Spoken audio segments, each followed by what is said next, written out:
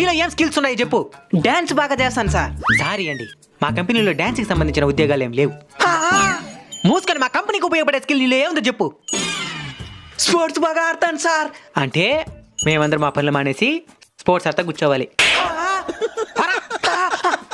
నీకు ఈ ప్రపంచంలో ఏ ఎదవ ఉద్యోగం ఈడు. అదే మాట ఇప్పుడు చెప్పా. నీకు ఈ ప్రపంచంలో ఏ ఎదవైన ఉద్యోగం ఇయ్యాల్సిందే. రేపే వచ్చి జాయిన్ అవ్వండి.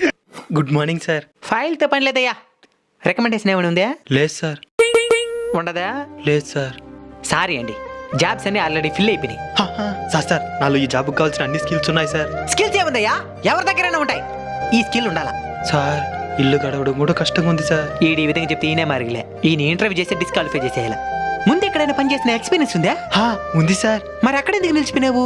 శాలరీ మరీ తక్కువ ఇస్తున్నారు సార్, అందుకని ఇంటర్వ్యూకి వచ్చినాను. రేపు పొద్దున ఇక్కడ కాకుండా ఇంకెక్కడో ఎక్కువ శాలరీ ఇస్తానంటారో.